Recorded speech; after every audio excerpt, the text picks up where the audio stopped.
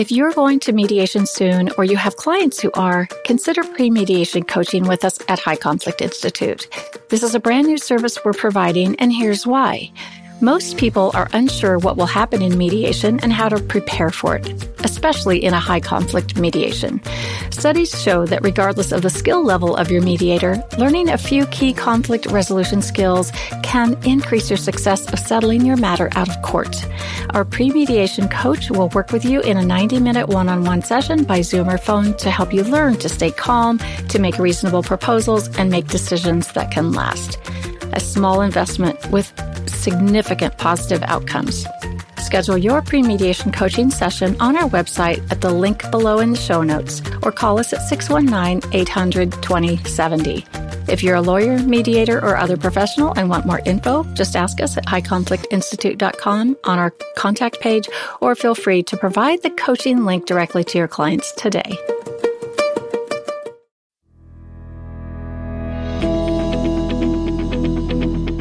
Welcome to It's All Your Fault on True Story FM, the one and only podcast dedicated to helping you identify and deal with the most challenging human interactions, those with someone who may have a high conflict personality. I'm Megan Hunter, and I'm here with my co-host, Bill Eddy. Hi, everybody.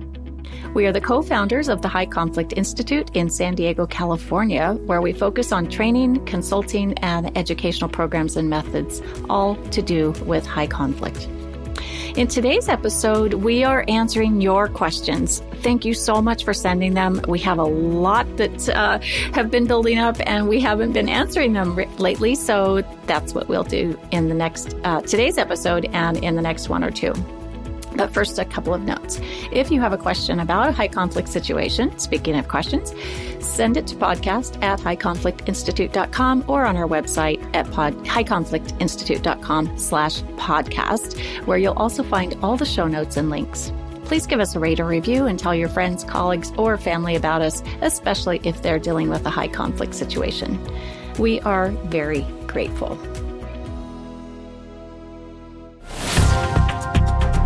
So, Bill, we've received many questions, and, you know, it's pretty common in high conflict situations or anytime you're dealing with a high conflict individual. It's just a world of opposites. And if we handle the interactions and the situations in the same way we do with everyone else, it frequently backfires, as I think our listeners have caught on by now. But So I guess that's maybe why a lot of people listen to us and we get these questions. So let's just dive right in. I've read your Splitting book and found, which is for our listeners that don't know, that's a book written by Bill Eddy and with Randy Kreger for divorce. I've read Splitting and found it terrifying in its accuracy, but incredibly helpful, and I've also been following your podcast. Thank you. This kind of insight has been so valuable. I'm going through a high conflict custody case with someone who it would appear has some form of narcissistic high conflict personality. I was wondering if you could point me in a useful direction regarding how to help my toddler through this really terrible custody battle and beyond. He is suffering, and it has been noticed by me and his preschool. The father manipulates him, tells him falsehoods, and preys upon our child's emotions and fears, tells him to keep information from me. He doesn't see where he ends and our child as a separate person begins. The child has also been harmed physically while in his care, and while attorneys and child protective services and court orders are involved, it doesn't seem to really make a difference in the custody situation. The court seems taken by his plight. I feel helpless, terrified, baffled, and so worried about what this child is exposed to and what he will become. You spoke a little about how to raise a healthy human in your latest podcast, but I would so appreciate any and all resources you might be able to suggest for the child. But any advice for me on how to continue to navigate this would also be appreciated. So I think this is explicitly, it just hits the nail on the head that these are confusing, terrifying situations for people and they just don't know what to do. So what would your thoughts be on this, Bill? Well, my first thought is we're not giving therapy. We're not giving legal advice. All the things we're not doing. So we're giving just general principles. But one of the general principles is if you're already involved with the court system, you've made efforts to point out behaviors, all of these things, that you're going to be co-parenting with the other parent who has these difficulties. What seems to be so important is the way you do the parenting, that your time with the child teaches the child what we call the 4 big skills for life, which you can actually start teaching a toddler. It's not in my resume. Well, maybe it is, that I used to run the child care center for Seattle University when I lived in Seattle for 3 years. So we had kids starting at 2, mostly toilet trained, but not entirely. And they can start learning managed emotions, because around 2 or 3 is when you really start learning, your body starts learning self-control. You're starting to be able to control, your bladder and sphincter, learn to brush your teeth, learn these real basic skills, and learn to control your behavior, starting, around 2 to 3.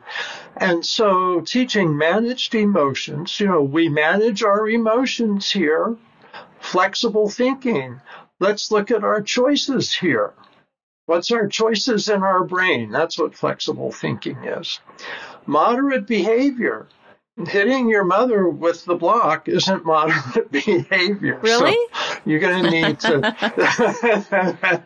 Well, you probably experienced Might that. Have. And we don't do that. We use the blocks for building, things like that, and checking ourselves. That's the fourth big skill. Is let's check ourselves.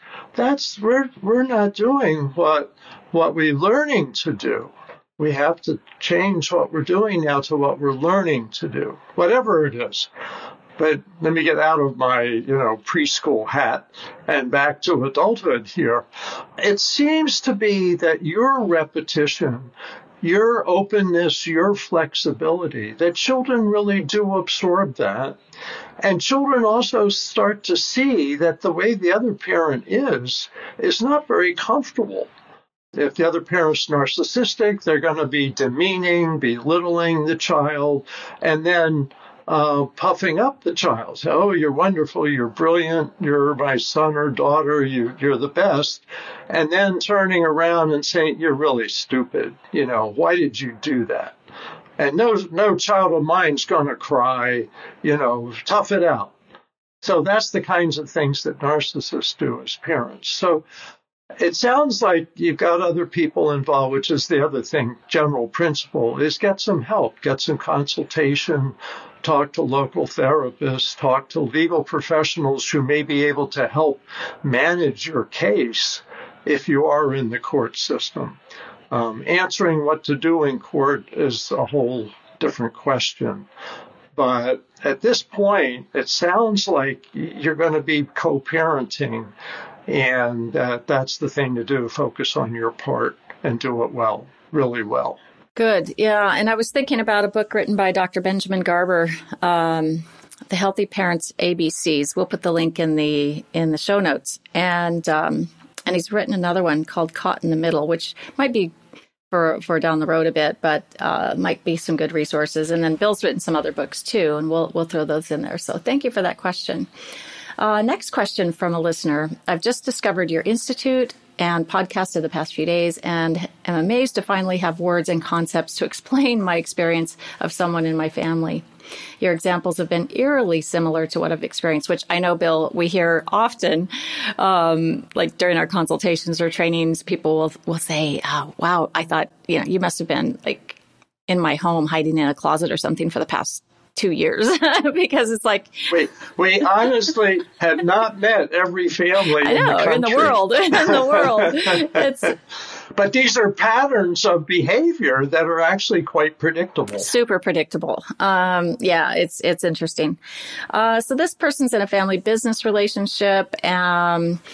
along with this person's mother. So the identified high conflict person sees themselves as the boss and the one who gets things done.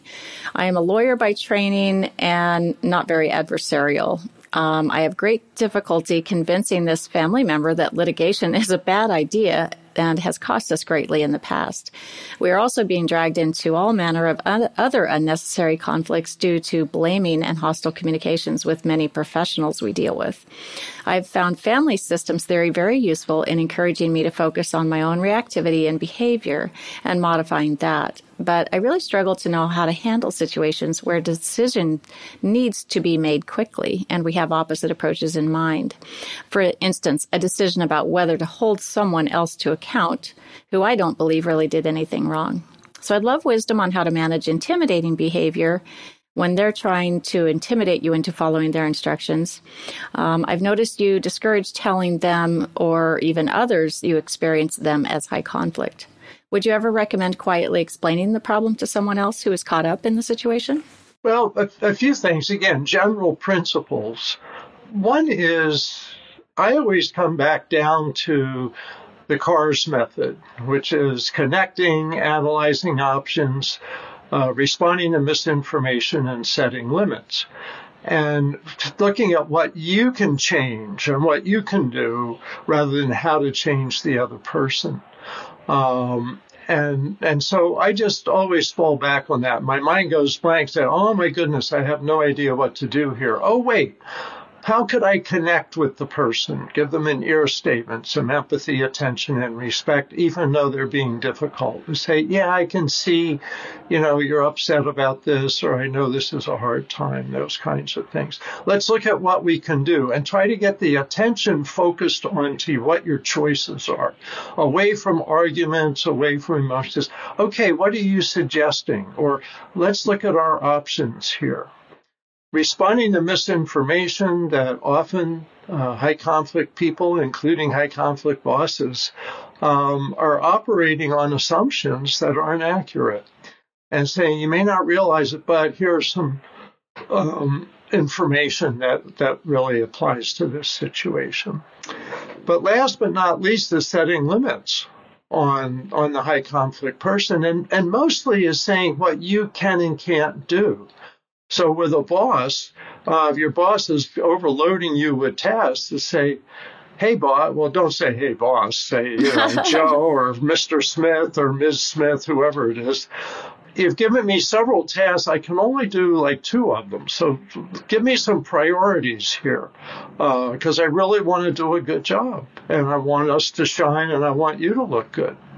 So talking about, setting limits, what I can and can't do, what I'm willing to discuss, what I'm not willing to discuss. Anyway, so those are some general principles. Understanding family systems, get other people, talk to somebody who's neutral in this, either in the situation or outside of the situation. Often talking to somebody neutral really helps get perspective. And you may find some new ideas you hadn't even thought of. So I hope that kind of addresses it. It seemed like there was several parts to that question.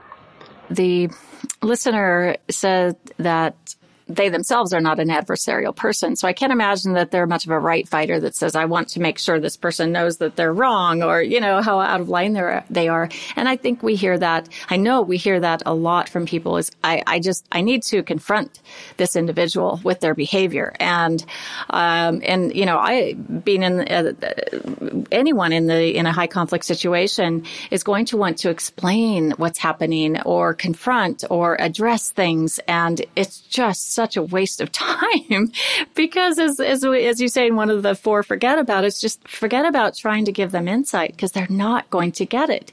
It's so obvious to those on the outside that this person is really either behaving badly or has things really backwards. And it is so tempting to just have that conversation, but it just doesn't go well. So I guess the question, Bill, I have for you is there ever a time that you would say, yeah, it's okay to to explain the truth. And I know you're smiling back there about this question. It's because many people say, look, why should I have to suffer? Why should I have to sacrifice? Why can't I just speak the truth? Why can't I say how I feel? I would say just picture yourself talking to a 3-year-old. How far are you going to get? And how calming is that going to be to the other person? And how much are they going to improve their behavior? A lot of people don't know this, but in the 1970s, I was a kindergarten teacher. And I like to say now that most of what I learned about how to manage high conflict people, I learned teaching kindergarten. And what I learned is they can't cognitively do certain tasks. And so you need to redirect them. You need to calm them. You need to set limits on them. But you're not going to break through with insight. And that's probably the hardest thing for people to get about high conflict people. They so badly want to make them see it from a reasonable point of view. And your point of view may be completely reasonable, but they can't see it. And this is why they have an enduring pattern of behavior. If they have a personality disorder, it's an enduring pattern of behavior. It really doesn't change no matter who yells at them, whispers, puts it in writing, etc. So this is one of the hardest things to understand and accept. But we're skilled at this because we beat our heads against the wall for years and years and years. And we've come to accept that we really can't give them insight. And that if we really want to talk about logic, talk to somebody else who can have that conversation with you. If you have that conversation, if you go confront that person or explain your truth to them, or address their lying or their behavior in the way that you think will work, using that logical approach, what it's going to do is backfire on you in such a bad way that you will have a lot of stress. And it's so much easier. I've experienced this myself. If you just let it go and focus on the skills, focus on what to do in a high conflict situation, like Bill said, using the CARS method. And it's a game changer. It's very empowering, and you don't end up a big ball of stress. So, okay. Next question. I have been married to someone with borderline personality, or at least traits of such, for 10 years. Married for 10 years. My question is, can someone develop BPD traits from living with someone with BPD or traits of such? I have noticed that when my spouse is in a good mood and is doing something nice, I am telling myself not to fall for her tricks and detach from the situation and from her. And also, how do I find a good counselor for myself that can help me recover from living with her? I have been getting blamed for everything that is wrong with our marriage, her work, the kids, and everything else, and I feel less of a person. Until recently, I really felt everything she was telling me about myself is true, and I no longer have any self-esteem. I have given up on being a good husband to her because I am mentally and emotionally drained, but I do want to be a good father to our young boys. So, I think we've probably had this question 1,000 times, and we know it's a tough spot for people to be in. And Bill, you wrote the book, Splitting, Protecting Yourself during a divorce with someone with borderline or narcissistic personality disorder. So what are your thoughts? Well, first of all, I don't want you to think about divorce to start off with. Exactly. And actually, I would refer you back to the book by Randy Krager, Stop Walking on Eggshells. She's the co-author on Splitting. I mostly wrote Splitting. But Stop Walking on Eggshells, she has a co-author, but she mostly wrote Stop Walking on Eggshells. Lots of good advice in there. I think it's in the 3rd edition by now, something like that. But let me touch on a few key points. First of all, you don't catch borderline personality disorder. It's not a contagious disorder. It's basically a personality development disorder, which starts at birth. Some people have genetic tendencies towards that. Early childhood has a big impact on that. and the culture or environment the person grows up in. So you're not catching it from your wife, if in fact your wife has that. But you may start imitating some of the behavior because you think that that's what you have to do. And that's why we develop like ear statements and BIF responses so that you can still respond calmly and logically and rationally, not get emotionally hooked and go get down in the mud with their emotional outbursts and such. If they have borderline personality disorder, they really don't have good control over this unless they're getting treatment. And there is treatment for borderline personality disorder. That's the good news. Is the DBT, I think, is one of the favorites now. It's dialectical behavior therapy. It's available in most cities around the country. And around the world. And around the world, yeah. Yeah, our listeners are from everywhere. And it's available a lot of times online. There's some forms of DBT, I think, that are available through telehealth, online programs. Yeah, and there's self-help workbooks, etc. But getting someone to go isn't easy, and you should talk to a counselor yourself about those options. And it really sounds like you're in a situation where having your own counselor would be really helpful to help you cope with the stress, but also to help you understand how borderline personality works and how you can kind of avoid the worst parts while not losing yourself. And losing your self-esteem is not that unusual in these situations. And if you're staying in the situation, it's real important to get other people in your life who can be supportive, reinforcing, may help you feel good about yourself. Because unfortunately, people with borderline personality disorder often feel terrible about themselves, but they spread that, and people around them slowly feel worse and worse and worse. And that's like an abusive situation. And sometimes it's physically abusive. Men or women may do that. So these are all issues, but especially trying to find a counselor. And we can't give you a specific counselor, but you can see people that are on lists. There may be professional lists in your community, marriage counselors, individual counselors, clinical social workers, marriage family therapists, psychologists. Ask around in your community, and you should be able to find somebody that can help, because a lot of counselors are getting more and more familiar with this.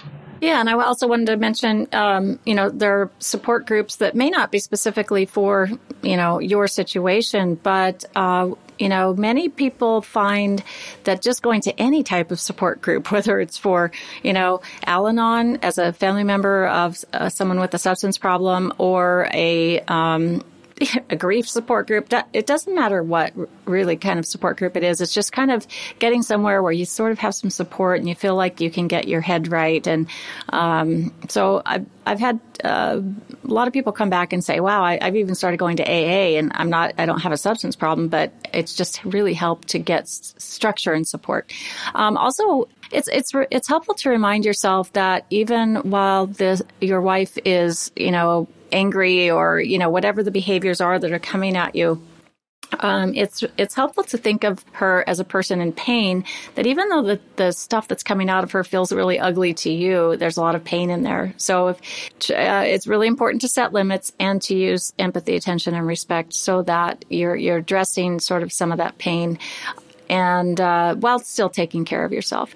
One last thought is that my little publishing company, Unhooked Books, is fortunate to have published a book called Borderline Personality Disorder Wellness Planner for Families, written by Amanda Smith. You can find it on Amazon in any country, or on unhookedbooks.com, or on Amanda Smith's website, which is elusive to me right now, but you can Google her, Amanda Smith, dialectical behavior therapy or borderline personality disorder, and you'll find it. But anyway, it's a wellness planner where you'll once a week have 1 or 2 pages of reading that will help you understand your spouse better, or that person in your life better, and and give you some relief about why you're feeling angst or why your self-esteem has taken a hit. And then it has some checklists that you can kind of do to take care of yourself, because these are hard relationships, really, really hard. So this is a very helpful book, and we'll put that link in our show notes as well.